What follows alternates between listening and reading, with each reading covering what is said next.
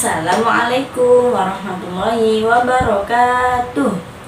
Sobahul khair, selamat pagi. Bagaimana kabar kalian pada pagi hari ini? Alhamdulillah, luar biasa, Allahu Akbar.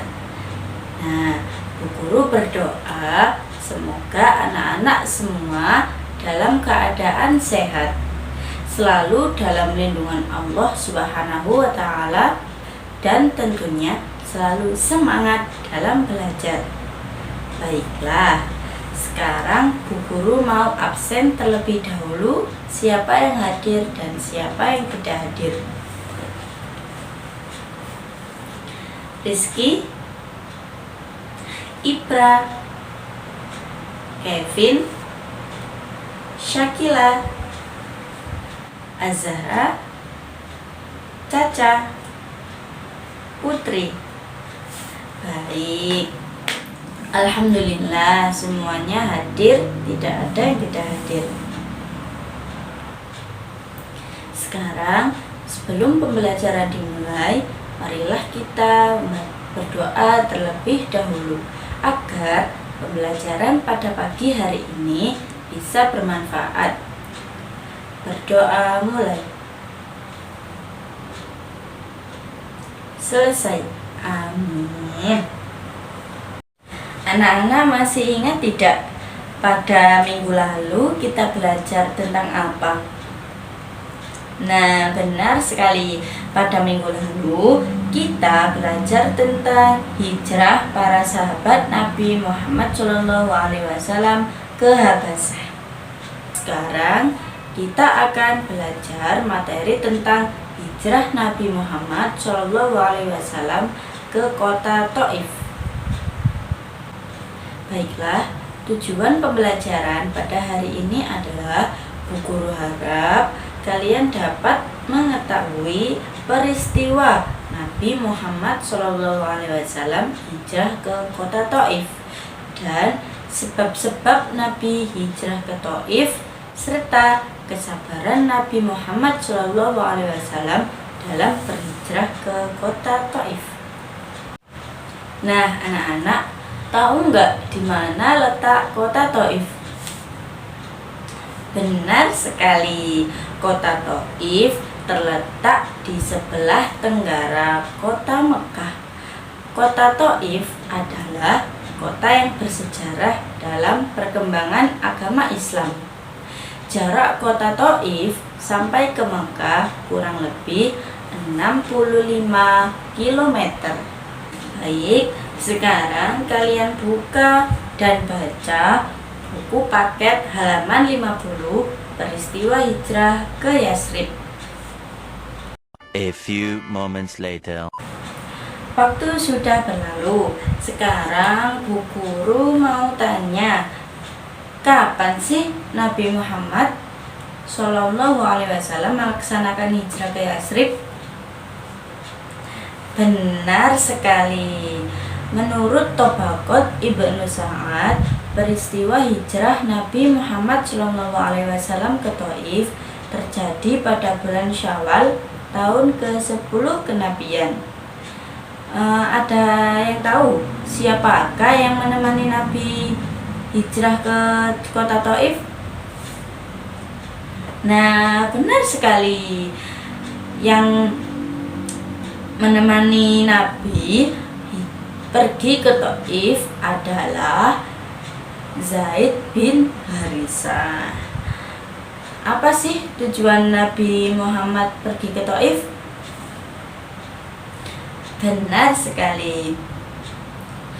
Nabi Muhammad SAW pergi ke Thaif dengan tujuan mencari bantuan keluarganya yang ada di kota Thaif, yaitu Kinanah yang bergelar Abu Jalil dan Mas'ud yang bergelar Abu Kuhal serta Habib. Setelah tiba di kota Thaif, Nabi menuju ke rumah para pemuka Bani Saqif yang merupakan orang berkuasa di daerah tersebut. Kemudian Nabi Muhammad SAW menyampaikan tentang Islam dan mengajak mereka agar beriman kepada Allah Subhanahu wa Ta'ala. Bagaimana sih tanggapan penduduk Taif terhadap maksud kedatangan Nabi Muhammad? Benar, mereka menolak secara mentah-mentah dan menjawab dengan kasar. Nabi Muhammad bangkit dan meninggalkan mereka. Nabi berharap agar berita kedatangannya tidak diketahui kaum Quraisy, tetapi mereka menolak. Mereka justru mengarahkan kaum penjahat serta para budak untuk menyerang dan melempari Nabi dengan batu. Hal ini mengakibatkan cedera pada kedua kaki Nabi. Zaid bin Harisah pun berusaha keras melindungi beliau, tetapi ia sendiri terluka. Mengapa sih penduduk Taif menolak ajakan Nabi Muhammad? Ternyata penduduk Taif sudah dihasut oleh Abu Jahal untuk tidak mempercayai Nabi Muhammad. Kemudian Nabi Muhammad meninggalkan Taif untuk menghindari kejaran penduduk dengan kondisi pakaian yang berlumuran darah dan penuh luka. Dengan demikian, hijrah ke Taif yang bertujuan untuk mendapatkan bala bantuan dari saudara Nabi dapat dikatakan tidak berhasil. Sekarang kalian buka halaman 52, sebab-sebab Nabi Muhammad hijrah ke Taif. A few moments later. Waktu sudah berlalu. Sekarang Bu Guru mau tanya, mengapa Nabi Muhammad hijrah ke Taif? Baik, benar sekali. Penyebab Nabi Muhammad hijrah ke Taif diantaranya adalah karena tekanan kaum kafir Quraisy kepada Nabi Muhammad SAW. Kaum kafir Quraisy semakin sering mengganggu dan menyakiti Nabi Muhammad. Setelah Khadijah dan Abu Thalib wafat, mereka menganggap tidak ada orang lagi yang disegani yang melindungi beliau. Kemudian Nabi Muhammad SAW hijrah ke Taif dengan harapan dapat menyebarkan agama Islam dengan tenang dan damai. Beliau harap akan mendapat dukungan dan bantuan dari saudara-saudaranya. Namun kenyataannya berbeda. Beliau justru dihina, diusir, dan dilempari batu hingga terluka oleh penduduk Taif. Hingga Nabi Muhammad SAW kembali lagi ke Mekah. Selanjutnya yaitu kesabaran Nabi Muhammad dalam peristiwa hijrah ke Taif. Kesabaran Nabi Muhammad selalu diuji. Pada awalnya beliau mendapatkan ujian harus berpisah dari orang yang begitu berarti baginya, yaitu Abu Thalib dan Khadijah. Meski dalam keadaan sedih yang mendalam, namun Nabi Muhammad SAW tetap melanjutkan dakwahnya. Ujian dan cobaan kembali datang ketika Nabi Muhammad SAW hijrah ke Taif. Nabi Muhammad SAW memperoleh perlakuan kasar, hinaan dan pengusiran. Bahkan beliau diserang hingga terluka. Dalam kondisi seperti itu, datanglah malaikat Jibril. Malaikat Jibril meminta izin kepada Nabi Muhammad SAW untuk menghukum penduduk Taif yang telah berlaku kejam kepada beliau. Namun beliau menolak. Beliau justru berdoa, Allahumma hdi qaumi fa innahum la ya'lamun, yang artinya, ya Allah, berilah hidayah kepada kaumku ini, karena sesungguhnya mereka tidak tahu. Bahkan beliau tak lupa mendoakan agar keturunan masyarakat Taif kelak menyembah Allah. Sekarang kemana sih tujuan Nabi Muhammad SAW ketika diusir dari Taif? Nah, ketika penduduk Taif menolak dakwahnya, Nabi Muhammad memutuskan untuk kembali ke Mekah. Sebelum sampai di kota Mekah, beliau beristirahat sambil membersihkan lukanya di suatu perkebunan anggur milik Utbah dan Syaibah anak Rabi'ah. Apa yang terjadi ketika Nabi beristirahat di kebun anggur?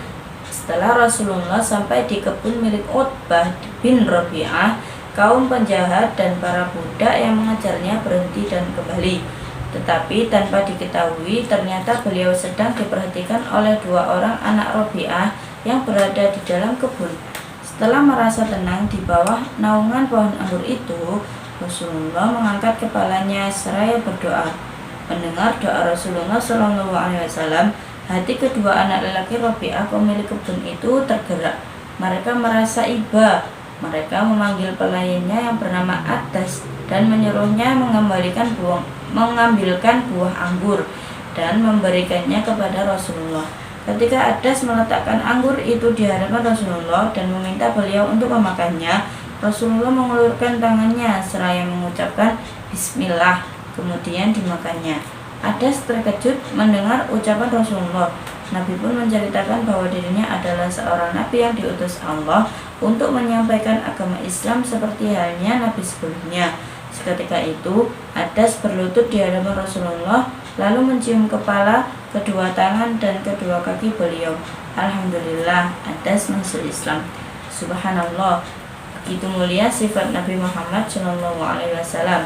Meskipun hatinya terluka, namun Nabi Muhammad SAW tidak dendam kepada penduduk Taif. Alhamdulillah, pelajaran pada pagi hari ini telah selesai.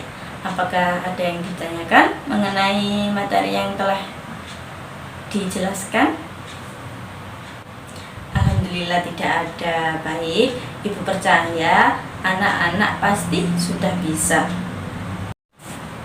Sebelum Ibu akhiri, Ibu berterima kasih sebanyak-banyaknya kepada kalian karena telah memperhatikan Bu Guru dengan baik.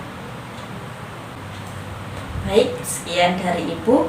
Wassalamualaikum warahmatullahi wabarakatuh.